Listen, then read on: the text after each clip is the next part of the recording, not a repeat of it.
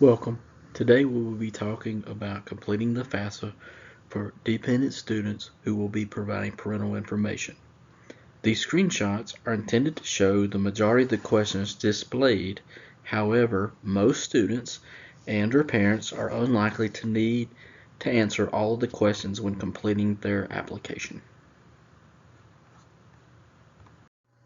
At the home screen, you will be allowed to select two options to complete your FAFSA. If you are a returning user where you need to correct information, add a school code, or visit your student aid report, click on the right on Login. If you're a new student and you need to process your 2020-2021 FAFSA, click Start Here. To begin with, you will need to log in with your FSA ID username and password. If you have not already established your FSA ID, please click in the middle of the page on the blue letters Create One.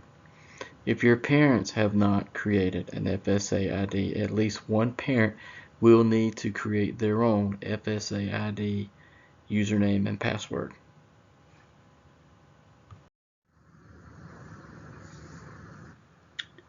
If you're planning to attend school this summer semester, please click on the 2019-20 FAFSA, which will need your 2017 federal tax returns.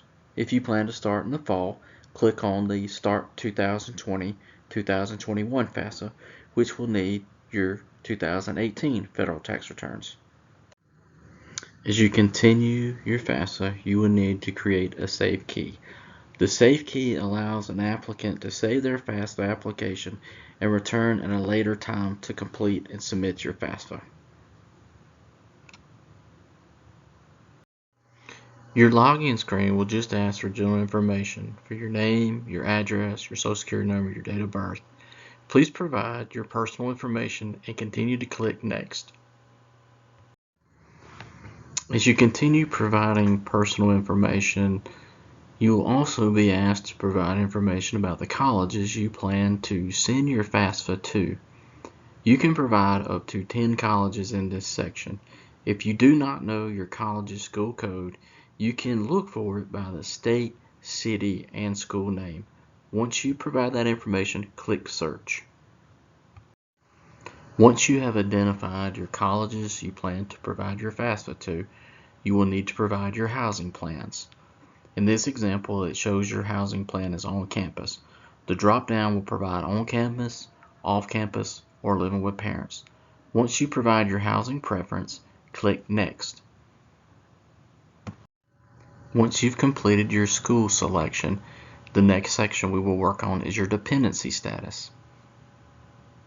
The first question concerning dependency will want to know your marital status.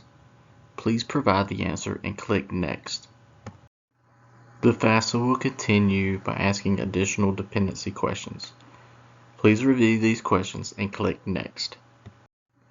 The dependency status section will conclude with the student homelessness question. If you check yes to this, you will be asked to provide documentation that you are homeless. Once you have answered this question, click Next. Once you complete your dependency status section, you should see this screen acknowledging you are a dependent student. Here, it will ask you to provide or document that you will be providing parental information. It does have an option to click I am unable to provide information.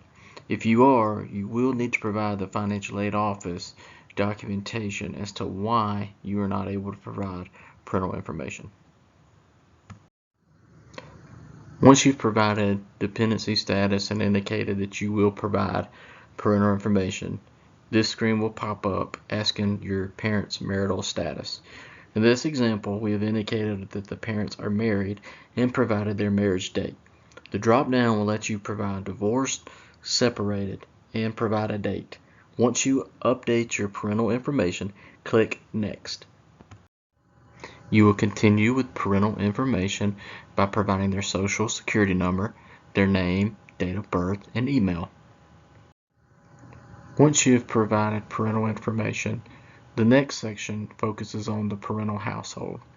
You will need to provide any additional people who your parents will provide more than half of their support for, and also additional people in your parents' household that will be attending college. Do not include your parents in the number of college section.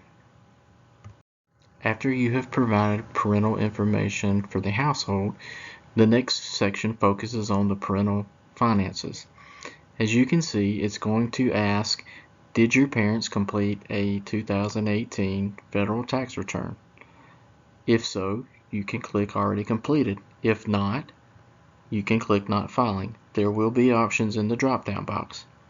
The second question focuses on what type of tax return did your parents file. You can drop down as well and indicate which tax return they prepared. Finally, it will want to know your parents' filing status. If you're able to provide your information from the IRS, you will be able to link to the IRS with the IRS Data Retrieval tool. This is the easiest way to provide your financial information for your FAFSA. Once you've provided your parental information, you'll need to choose which parent will provide finances for the IRS Data Retrieval tool. Your parents will need to provide their username and password and click Next. This is the screen showing that you will be leaving the FAFSA and going to the IRS Data Retrieval tool. Once you leave the FAFSA, you will receive confirmation that you have reached the IRS website. As you can see, once you enter the IRS, you will be able to see your federal income tax information. You will be required to provide your address. Make sure it is exactly the way it is on your tax return. If it is not an exact match, it will not let you pull your information over to your FAFSA. Once you enter your information, you will be able to see the categories of information provided by the IRS.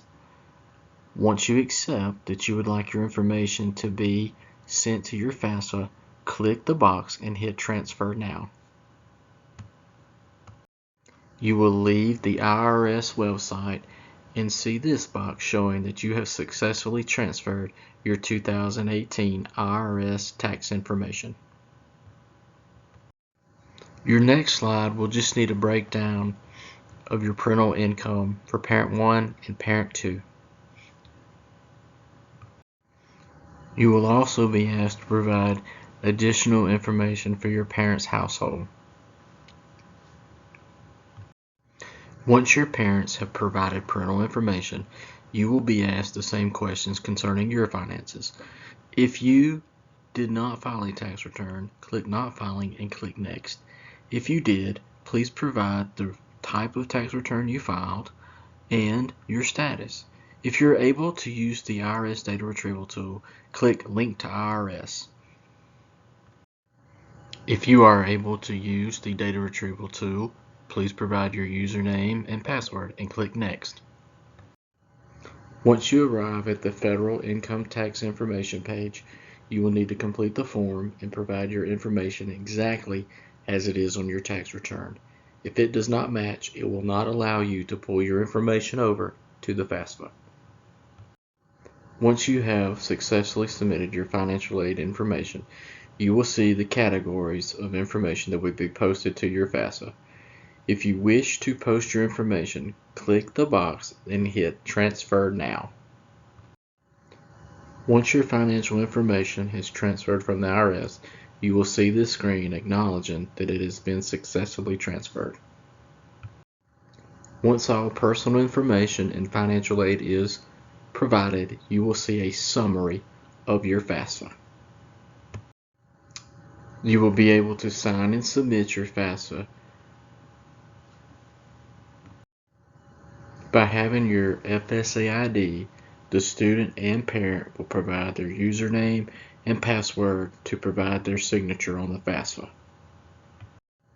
Once student has provided their FSA ID, they will receive confirmation that their FAFSA has been signed electronically.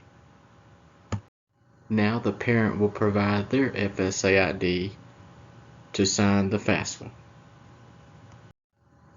Once you and your parent have signed your FAFSA, you will receive your confirmation page. Congratulations, you have completed your 2020 2021 FAFSA. We hope you have enjoyed our presentation. If we can be of further assistance, please do not hesitate to contact us at financialaid@escc.edu.